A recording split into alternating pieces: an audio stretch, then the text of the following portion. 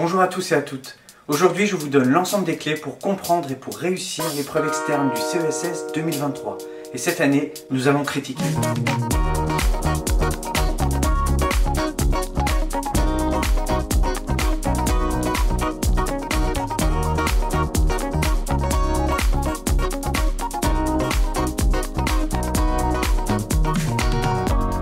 Après quelques années consacrées à la réalisation d'une synthèse, cette année, l'épreuve externe du CESS vous proposera de critiquer la pertinence et la fiabilité d'un ensemble de documents. Alors, j'ai une bonne et une mauvaise nouvelle. La bonne, c'est qu'à mon sens, cette compétence est assez facile à assimiler et à appliquer avec un petit peu de bon sens et de l'observation. La mauvaise, c'est qu'il s'agit d'une compétence à la méthodologie rigoureuse et pointue qu'il faudra maîtriser à la perfection si vous voulez survivre pour cette épreuve. De plus, comme il s'agit d'une analyse de documents répétitive, la moindre petite erreur dans votre justification pourrait se répercuter sur l'ensemble de vos exercices et ainsi avoir un impact très négatif sur vos points. C'est la raison pour laquelle je vais vous expliquer dans cette vidéo toute la méthodologie et les erreurs à éviter pour pouvoir réussir votre épreuve externe selon les attendus officiels du CESS 2023. Alors, petite précision importante. Les conseils que je vais vous donner ici n'engagent que moi et ma méthode que j'ai travaillée avec mes propres élèves. Elle ne remplace en rien la méthode que vous avez travaillée avec votre professeur. Il faut savoir également que je n'ai pas du tout participé à l'élaboration de l'épreuve externe et que je n'ai pas plus d'informations que celles qui sont publiquement publiées sur Internet. Néanmoins, toutes les informations que je vous donne ici sont directement inspirées du programme et du référentiel du cours d'histoire, des anciennes épreuves du CESS lorsqu'elles concernaient de la critique, comme cette année, mais aussi et surtout, je me suis beaucoup inspiré des circulaires qui ont été publiées depuis le début de l'année sur l'épreuve externe à venir et qui délivrent énormément d'indices sur le sujet et sur la manière dont vous allez être interrogé. Bref, je pense que c'est une méthode pertinente et fiable. Alors, un petit mot sur le sujet à venir. Ce que nous savons, c'est qu'il sera en lien avec le thème de la construction européenne. Il devrait probablement tourner autour des questions de défense collective dans le contexte historique de la guerre froide, c'est-à-dire dans les premières années de la construction européenne. Le rôle de la Belgique devrait également apparaître dans les documents. Si je devais mettre une petite pièce sur le sujet à venir, et par rapport aux indices qui nous ont été donnés, je verrais bien un sujet qui soit en lien avec la CED, ou la Communauté Européenne de Défense, entre 1950 et 1954. Il s'agissait au tout début de la construction européenne, et dans un contexte de guerre froide menaçant en Europe, d'un projet d'armée commune européenne, un peu comme le marché commun mais en mode militaire. Ce projet n'a jamais vu le jour suite à sa non-ratification par le Parlement français en 1954, qui, comme beaucoup d'Européens, craignait la remilitarisation de l'Allemagne. En effet, un projet d'armée commune européenne impliquait inévitablement d'en redonner une à l'Allemagne de l'Ouest, ce qui, à peine 5 années après la fin de la Seconde Guerre mondiale, n'était pas forcément vu d'un très bon œil par un certain nombre d'Européens. Vous pouvez retrouver l'ensemble des détails de ce contexte historique, ainsi que celui de la guerre froide et de la construction européenne, dans une synthèse de savoir que j'ai spécialement réalisée pour l'occasion. Cette synthèse est disponible en téléchargement dans la description de cette vidéo. Un petit conseil enfin, ne négligez pas l'étude de ce contexte historique et veillez à arriver le jour de l'examen avec un petit bagage de connaissances sur le sujet, même si c'est une épreuve de compétences. En effet, une bonne maîtrise des savoirs vous permettra de mieux comprendre les documents, d'aller plus vite dans votre analyse, car je vous rappelle que vous n'avez que 100 minutes pour réaliser cet examen, c'est à peine plus d'1h30. Et surtout parce que vous pouvez utiliser vos savoirs dans votre propre analyse, et spécialement dans la critique par recoupement, mais nous allons revenir là-dessus un petit peu plus tard. D'abord, posons les bases. Un document historique est considéré comme pertinent lorsque les informations qu'il délivre sont en mesure de répondre à un sujet de recherche déterminé. Un document est donc pertinent ou non par rapport à une question de recherche qui sera énoncée dans la consigne. Alors attention, un document est pertinent ou non pertinent par rapport à une question de recherche. Il ne peut pas être les deux à la fois et il ne peut pas être partiellement pertinent. C'est soit l'un, soit l'autre.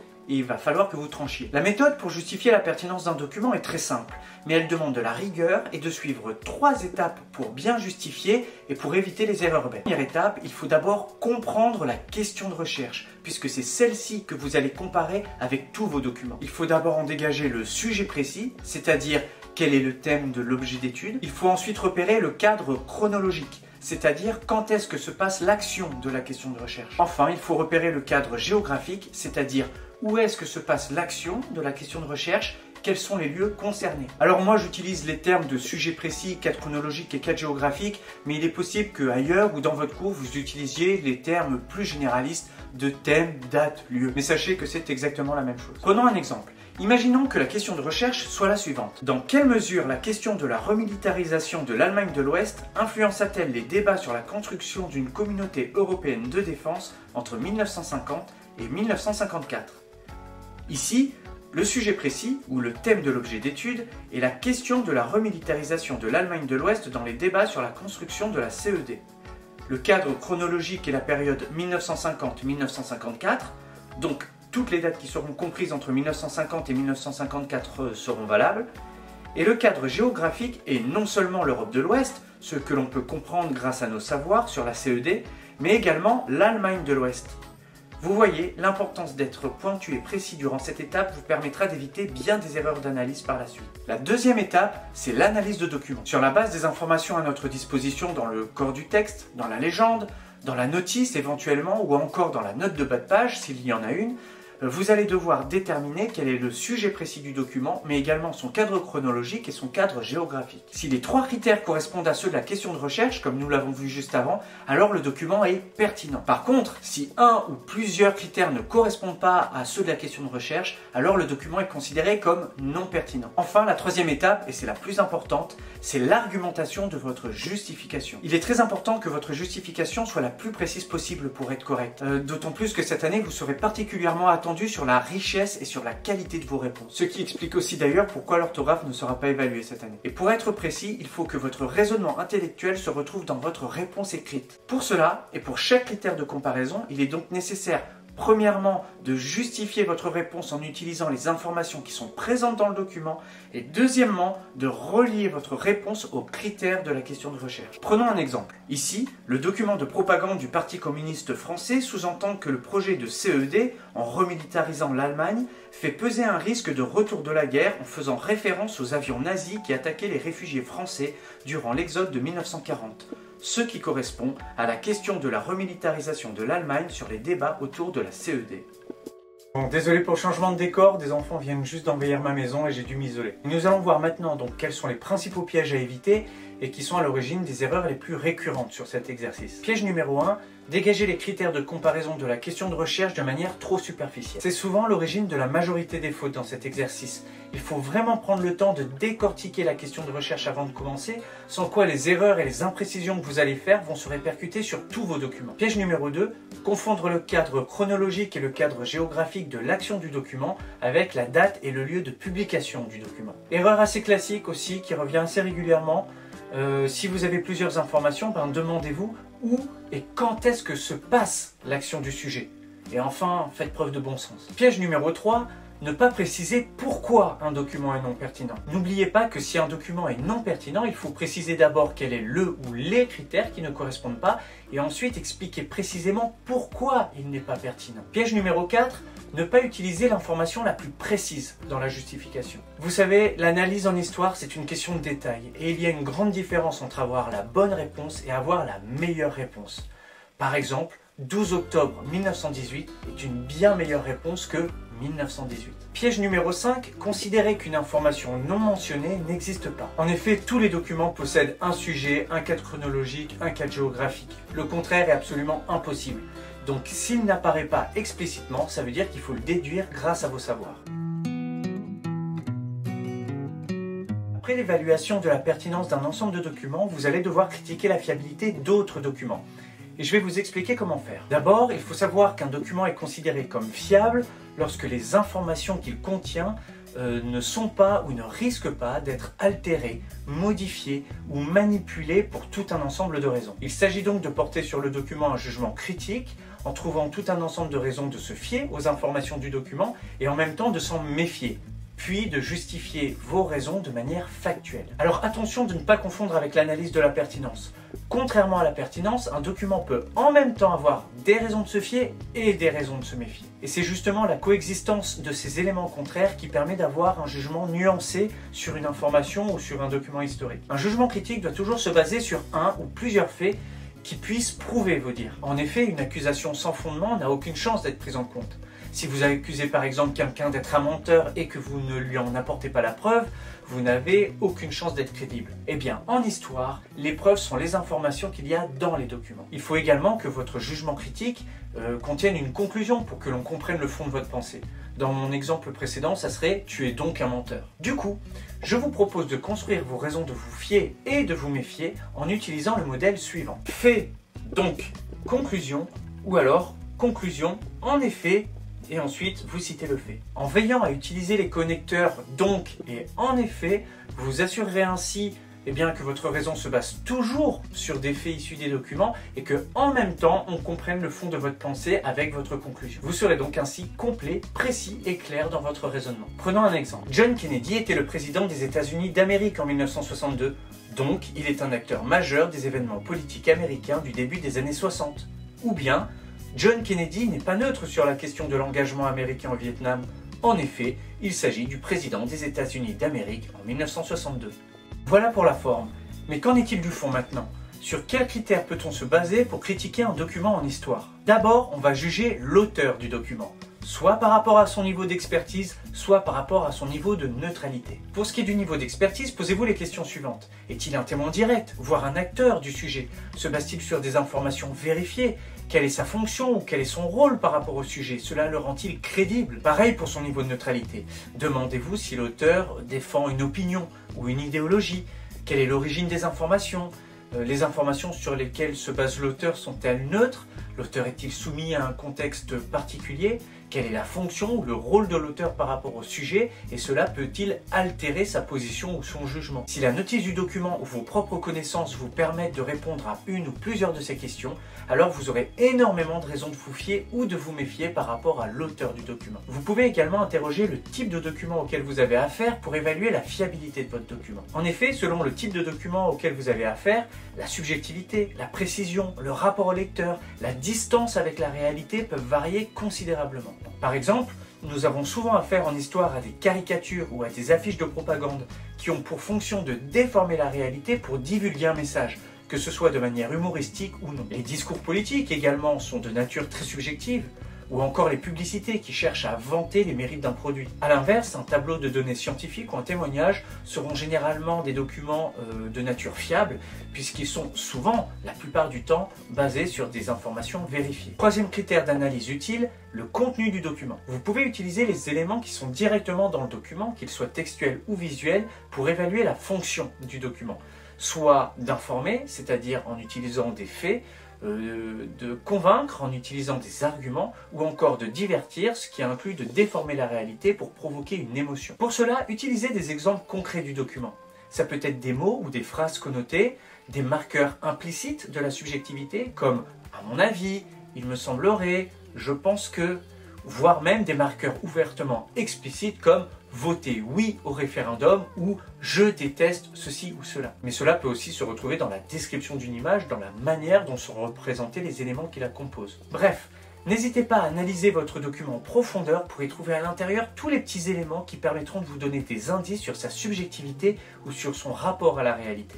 Un critère qui peut également s'avérer utile quand il est précisé, c'est le destinataire. Ce n'est pas une information qui est souvent délivrée dans les documents en histoire, mais quand elle l'est, elle peut vous donner des informations assez intéressantes sur le ton que va prendre votre document. Par exemple, une déclaration politique réalisée dans le cadre privé n'aura pas les mêmes intentions qu'une déclaration politique dans un cadre public, face à une foule ou face à de potentiels électeurs. Maintenant voilà, attention, si le destinataire n'est pas précisé, inutile de vous risquer à des généralités. Pour terminer, l'épreuve externe du CESS vous demandera, en plus des 10 raisons de vous fier ou de vous méfier, 4 raisons supplémentaires qui soient basées sur le recoupement ou la confrontation des informations des documents. En gros, si une information dans le document 1 se retrouve d'une manière ou d'une autre dans le document 2, alors on dit que les informations sont vérifiées. Il s'agit d'un recoupement et c'est donc une raison de se fier. A l'inverse, si une information dans le document 1 est infirmée par une information dans le document 2, les informations seront donc contradictoires. Il s'agit ici d'une confrontation et c'est donc une raison de se méfier. Je vais vous donner un exemple. Imaginons que dans un document, un des pères fondateurs de la construction européenne affirme que la CED permettra de maintenir la paix en Europe, alors qu'à l'inverse, la caricature que nous avons vue tout à l'heure sous-entend que la CED ramènera la guerre sur le continent. alors cette contradiction fait que nous devons nous méfier de ces informations. Pour cet exercice, n'hésitez jamais à mettre en parallèle les informations de vos documents de la manière la plus précise et la plus détaillée possible pour rendre votre justification vraiment solide. Alors, une question qui revient régulièrement. Peut-on utiliser ces savoirs pour critiquer un document? La réponse est oui. Il est tout à fait possible d'utiliser ces savoirs dans la justification s'ils sont précis et s'ils permettent d'améliorer la richesse et la qualité de votre réponse. Alors attention tout de même, évitez les justifications de savoir trop vagues ou imprécises comme Charles de Gaulle était le président français. Qui n'apportera pas grand-chose à la solidité de votre argumentation. Mais bon, pour éviter cela, je vous rappelle que vous avez une magnifique synthèse de savoir à votre disposition et qui est téléchargeable dans la description de cette vidéo. Il existe tout un ensemble de pièges à connaître pour éviter de reproduire les erreurs récurrentes pour ce type d'exercice. Piège numéro 1, confondre la pertinence d'un document et la fiabilité d'un document. Alors attention, la pertinence interroge le fait qu'un document puisse être utile pour répondre à une question de recherche, alors que la fiabilité interroge le niveau de confiance à accorder aux informations du document. Normalement, si vous avez tenu compte des conseils que je vous ai donnés dans cette vidéo, vous devriez être à l'abri. Mais soyez tout de même vigilant le jour de l'examen par rapport à ça. C'est le genre d'erreur bête qui peut vous envoyer tout droit au poteau d'exécution. Piège numéro 2, ne pas se baser sur les faits d'un document ou de la notice pour justifier la pertinence ou la fiabilité d'un document. Bon, je pense qu'à ce stade de la vidéo, vous avez compris que justifier sur la base des informations qui se trouvent dans les documents est la chose la plus importante à faire le jour de l'examen.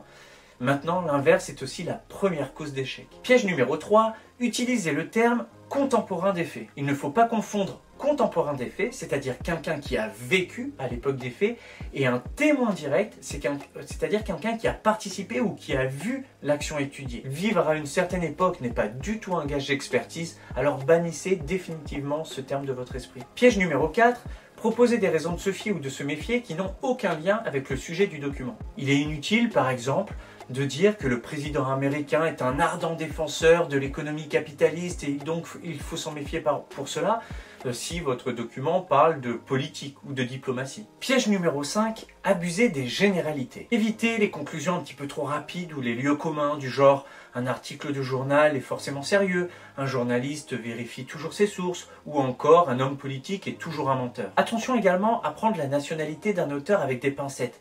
Ce n'est pas, par exemple, parce qu'un homme est russe pendant la guerre froide qu'il est forcément communiste. Piège numéro 6, abuser des surinterprétations. Ne partez pas trop loin dans l'interprétation du sens des informations et contentez-vous de ce qui est explicitement exprimé dans le document ou alors légèrement implicite. Piège numéro 7, considérez que l'absence d'information est une information. Alors ça, c'est un piège dans lequel beaucoup d'étudiants tombent, de supposer que le fait qu'un auteur, par exemple, ou un destinataire ne soit pas mentionné, que ça puisse être une raison de se méfier. Ce n'est pas parce qu'une information n'est pas mentionnée que ça signifie quelque chose. Et c'est surtout très difficile à prouver. Pour ce piège, comme pour le précédent, je vais vous donner un petit truc qui vous permettra de vous mettre la puce à l'oreille au cas où le jour de l'examen. Si, dans votre justification, vous êtes tenté d'écrire des mots comme « peut-être », « probablement » ou d'utiliser le conditionnel, c'est que vous n'êtes pas sûr de ce que vous avancez. Dans ce cas-là, abandonnez immédiatement votre réflexion.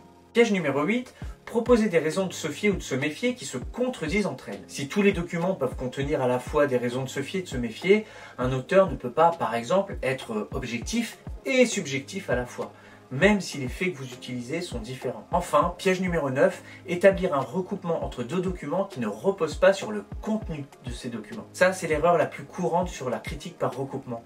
Le fait que deux documents aient des auteurs qui soient des témoins directs n'est pas un recoupement. Le fait que deux documents s'adressent au même destinataire n'est pas un recoupement. Le fait que nous ayons affaire à deux types de documents similaires comme des caricatures n'est pas un recoupement. Le recoupement d'informations doit se baser sur le contenu et rien que sur le contenu des documents. Voilà, nous avons fait le tour de tout ce qu'il faut connaître pour réussir votre épreuve externe du CESS Histoire. N'hésitez pas à voir et à revoir cette vidéo pour maîtriser la méthodologie sur le bout des doigts. C'est vraiment ça qui, cette année, sera la clé de votre réussite. N'hésitez pas également à partager cette vidéo sur toutes les plateformes de votre choix. Par contre, je ne veux pas vous proposer de vous abonner, je ne fais qu'une seule vidéo par an. Et enfin, un grand merci au Réto de l'Athénéa Royal Dath d'avoir supporté mon obsession pour la méthodologie toute l'année. Et je vous souhaite à tous et à toutes bon courage pour l'examen du 23 juin. Au revoir. Bang, bang.